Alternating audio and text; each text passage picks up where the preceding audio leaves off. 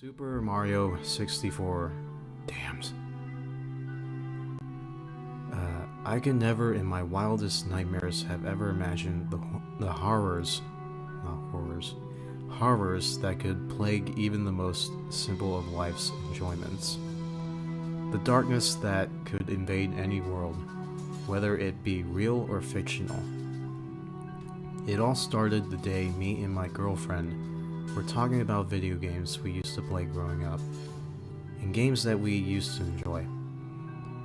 Over the years of my childhood, I have collected several games pertaining to several different consoles. But we both found the topic of the Nintendo 64 to be the most fun. So, that day, we decided to pick up one from my uncle's video game store and perhaps even pick up one of the greatest Nintendo 64 titles. Super Mario 64! Now, when we got there, it took some time and a lot of browsing, but we were able to find the game after about an hour or so in several bins he had placed throughout the store. The only copy he had appeared, as well as that we found in N64. The very last one that he had in stock, ironically. And the best part about it was, he gave it to us for free. He told me that it had been bought and returned nearly 15 times since it came into his possession, and now he was just looking to get rid of it. He also told me that, ironically, the game was always returned with it as well, as they always seem to be bought together. He had heard that something was wrong with one or the other, and that some people even went as far as to tell him that they were evil, being in hell, things like that.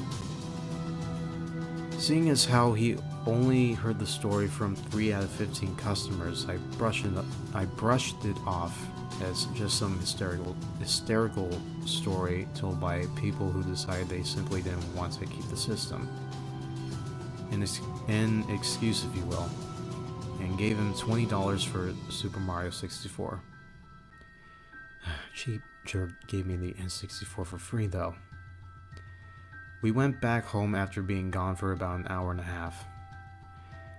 When I got home, I laid the system by my living room TV and started to rummage through old boxes where I kept all sorts of old games, ranging from classic Atari games to the ever-popular Dreamcast. It was actually sort of strange, because in these boxes I found that I own every major console except for an N64. Well, until now anyways.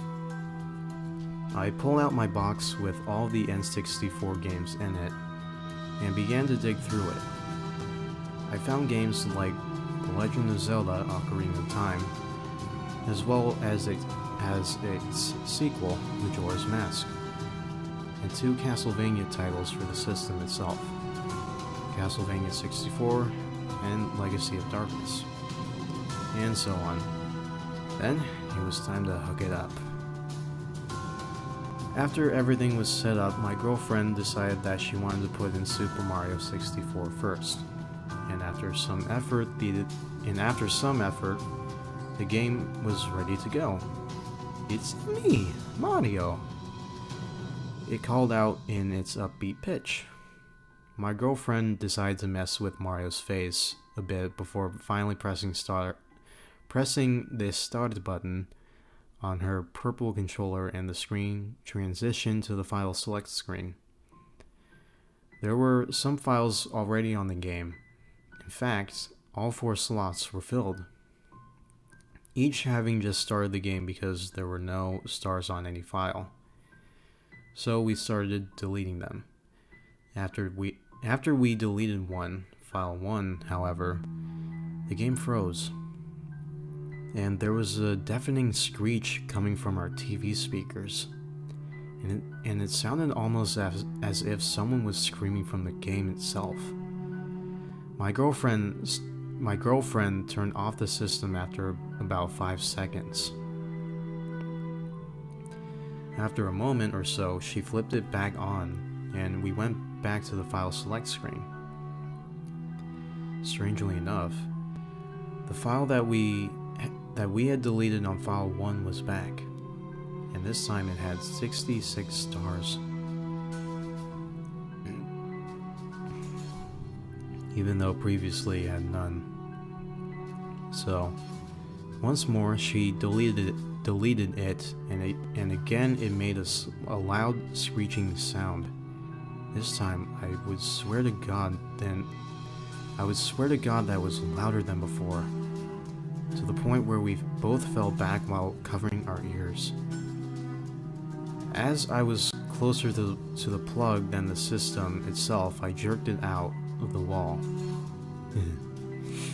This time, before we bothered trying, I took the game out of the system and took it to the kitchen. It turned out that it was really dusty, which explained, at least to me, why the game was reacting the way it was, although it was still weird. After cleaning it with a Q-tip, I took it back to the living room. I handed it to her. She plugged the console back into the wall and we were ready to go. By now it was getting dark out. There was no light in the room and we couldn't plug in our lamp because the system and TV took up the outlet. So we were forced to play in the dark. For me, something didn't feel right, because for some reason I was filled with a sense of nervousness that I couldn't quite explain. I shook it off and turned on the system.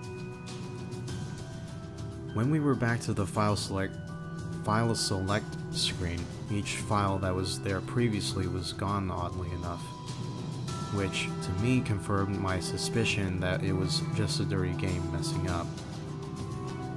So we started a new game on file 1, and the screen lagged like it were a CD or something.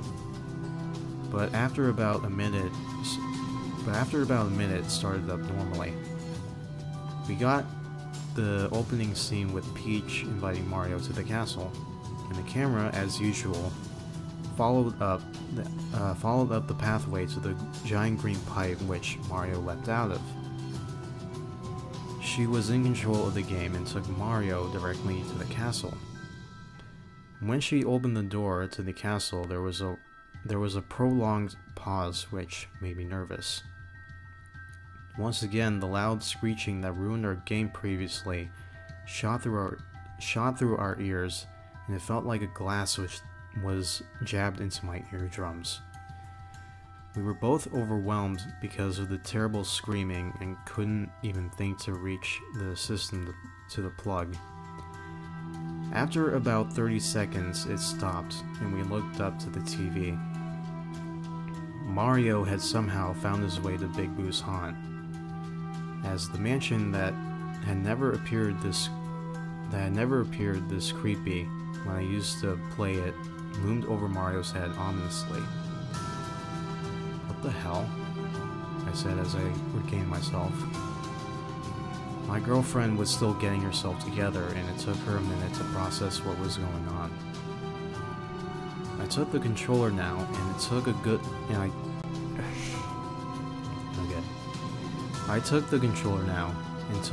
look at the mansion itself. It was nothing like it was supposed to be. It had castle-like features and was covered totally in blood and rust. The sky had black and red colors about it, complemented by the black clouds that seemed to pass by in an instant. I noticed that a new tower was now coming out of the mansion, and upon getting a good look at it, I noticed several figures hanging from it.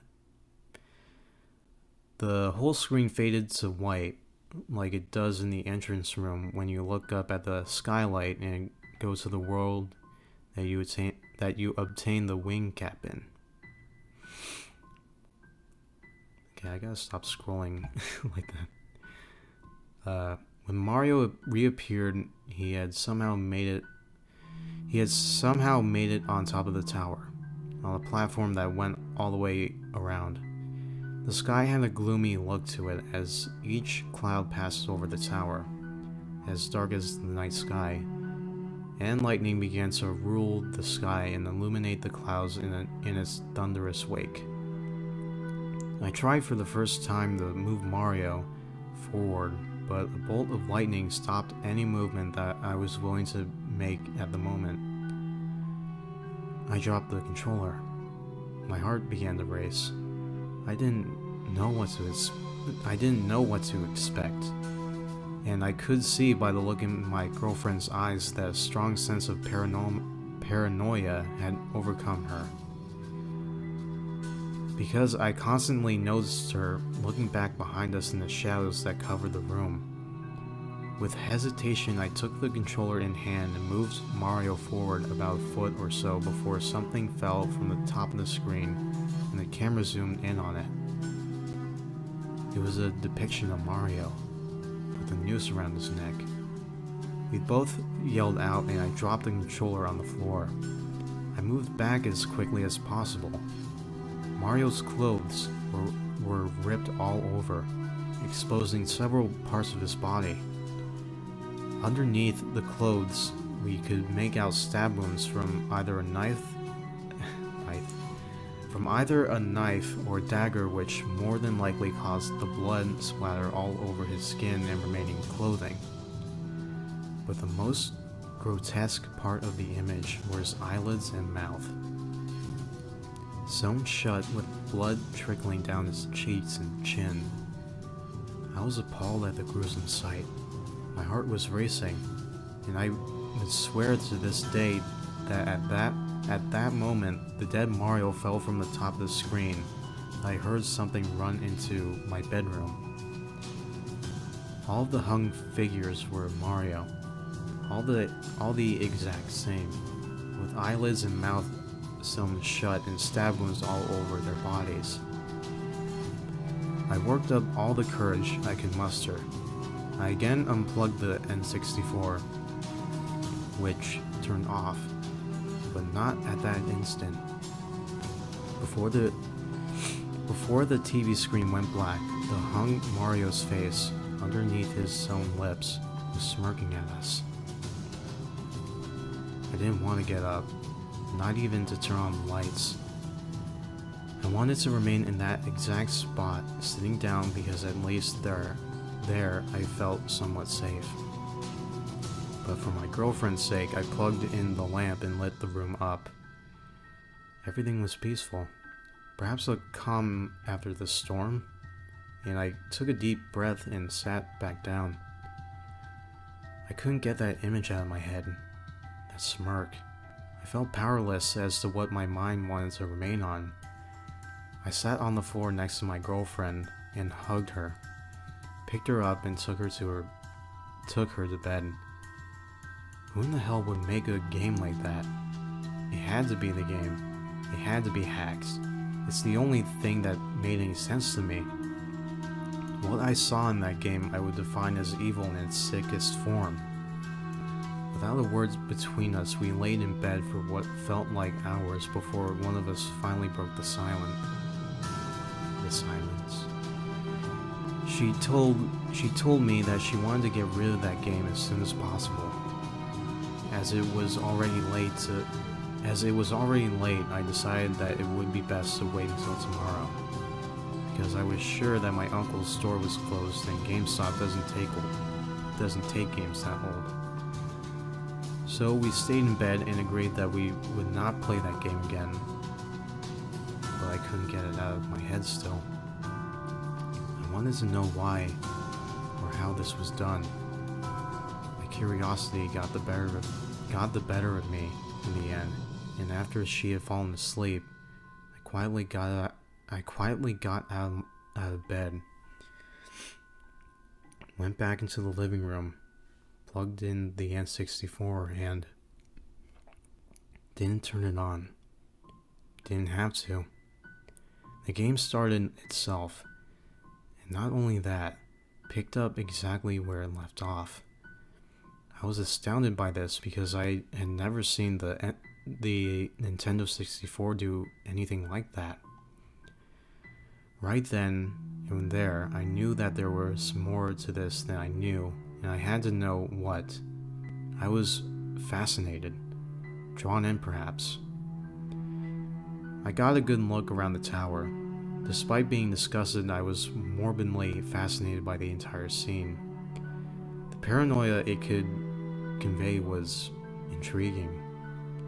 After a few minutes of looking around, I pressed the pause button and again the screen faded, this time to black. It took me all the way back to the file select screen, and I found myself with more questions than answers. All the files were back, again. File 1 had 66 stars, while files 2, 3, and 4 had none. I tried to remember back to when we picked the file, and I was certain that they were not there before. I tried loading file 4 first, and in response, the game showed me a picture of Mario dead in a pool of his own blood with his eyeballs and entrails hanging out. After a shudder, it allowed me to hit B and go back. I tried loading file 3, and again I got another appalling picture. It was Mario once again staring directly into the screen with bloodshot eyes that looked so close to real that I really thought that they were. His mouth was gaping open and his tongue missing. Well, it was missing from his mouth at least.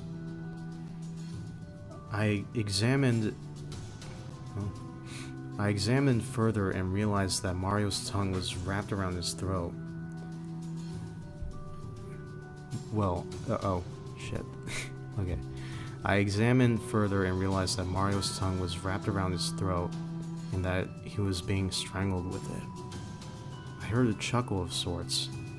Not from the game, but it sounded like it was directly behind me. I ignored it against my better judgment.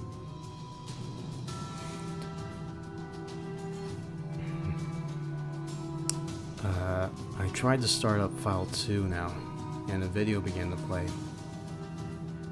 Mario was strapped down on a table in a decrepit version of the castle's entrance hall. The stones were all black, blood oozing from the cracks between each of them. Curtains that hung from the ceiling were tattered and falling apart. They appeared to be worn with the years. In the background, Peach and Toadstool were straps at both sides of the door that led to the basement area. Toadstool had the mushroom on his head torn off. I'm guessing it might be Toadsworth. But I don't know. It sounds like it though. I could make out his skull showing through the still flesh wound. He was obviously dead. Peach sent me into a state of awe. Her skin was peeled off, and all I could see fully formed was her head, which remained untouched. Jesus Christ, I said silently as the video continued. Mario struggled for freedom as the door upstairs opened and a black mass slowly came through. Its footsteps solemnly echoed through the silent hall. The curtains on the ceiling blew casually to its passing as it moved down the steps towards him. Mario pulled and pulled but found no way to escape the situation and that he had found himself in. And in response he began to beg for his life and pray. The black mass inched ever closer to the hero. It seemed as though Mario gave up. The black mass walked around the table and stopped directly in front of Mario. Again, the hero begged and pleaded for his life. He told the black mass that he would do anything, only spare him for any crime that he committed against it. I saw a tear roll down Mario's cheek, and he closed his eyes tightly. A rope tied around his neck. He gagged and took in only heavy breaths. I couldn't see a hand so much as touch the rope, or where it even came from, but it was indeed there, with just enough slack so that Mario could breathe. Deep, uh, deep laceration. Okay, laceration. I'll go with that. Lacerations cut through Mario's clothes, and blood by the gallons covered by the gallons covered him in a crimson pool. He screamed, begged, pleaded, asked for death, but was not given to him. Not yet, anyways. The cuts continued until the floor was covered in the dark red liquid exuding slowly to the floor. Finally, the swipes and stabs ceased altogether, and there was a deep, methodical silence that only Mario's gasps I can't say that right, of misery filled. Before I could so much as think on what I had just seen. Before I could so much as think on what I had just seen, his eyes and mouth were forced shut and I could see it for myself. A black needle going through both of his eyelids and mouth simultaneously, effectively silencing him other than his muffled screams. Even more blood came from the fresh wounds and covered up his face. The rope tightened around Mario's neck, although he made no effort to escape. It was over. After a few short grunts, Mario was silent altogether, with not so much a breath or a movement. His face was terror personified. And even though this is a video game, the pain one would have to endure, the torture. My God. Again, before the screen faded to black, that Mario smirked at me. I sat in silence. The title screen with Mario's head came up on screen. Only, it wasn't the same Mario. The background was all black, and the Mario was the same Mario from the scene that I had just watched. He had that smirk still on.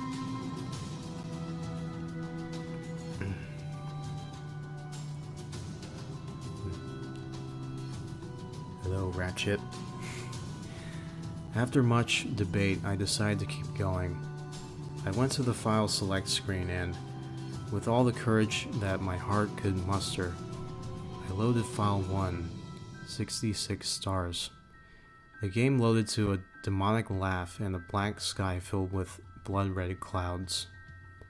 Repeatedly, I could hear a dark, brooding voice saying, "Game over," like Mario would after you lost all of your lives.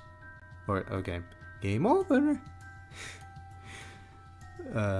The Mario that I was controlling was the... Oh, thank you for the follow, Ratchet. Lontan. I think that's how you pronounce your name. Thanks for that. Anyways, back to the story. The Mario that I was controlling was the same Mario that I had seen killed and on the title select screen. Screams, torment, and bodies littered the pathway to the castle. The bodies of Peach, several toadstools, and at the end, a dead Bowser, whose head was missing and whose body was impaled on a pike right outside of the bridge. I entered the castle and found myself back at Big Boo's haunt. I didn't question it anymore. I just went with it. The scene hadn't changed, not even slightly. And ignoring all the graphic details, I entered the mansion to what I was sure would strike my heart in some way, shape, or form. I could feel something circling and enclosing around me. I ignored it. I had to. I needed to know what this was, or what was going on. Something whispered in my ear, I was sure of it. I gulped as the screen transitioned to the entrance hall of Big Boo's haunt. The room with all the doors. The bodies of faceless Marios were hung all over the ceiling, illuminated only by torches. I could feel sweat trickling down the back of my neck as I saw a stand-alone figure all the way on the upper balcony. I moved Mario slowly towards it. I was afraid. I'm more than willing to admit that, and have never been more afraid in my life. I jumped up on the steps, one at a time, moving cautiously and carefully. It was another hung man that was for certain, but who it was I'll never forget. As I reached the body, I hesitated, but zoomed in on it. I began to tremble, my hands barely holding the controller. The figure was indeed a man hung by a rope. That man had his eyes and mouth sewn shut just like Mario, and was bleeding profusely from his eye sockets. That man, in all of his pain, was me. He let out a scream, something haunting and bone-chilling, a wail like nothing that I had ever heard. The screen began to flicker and turn to static. I tried to turn off the system. I tried to unplug it and nothing worked. The TV wouldn't even turn off. I saw my corpse through the static burning as its haunting wail had yet to cease. Mario turned his head 180 degrees and looked at the screen, and with a smirk on his face let out a wail just like I did. My head began to turn and throb. I fell to the floor, and the last thing that I remember from that night was seeing a black mass hovering over me. And that, my friends, was Super Mario 64 Damned. Not a bad story. Yeah, Ratchet, if you're in the chat, what did you think of that? I don't think you were here for the whole thing, but what did you think of that? I think I messed up more times on that than Ash's Coma, but that wasn't a bad story. Again, like having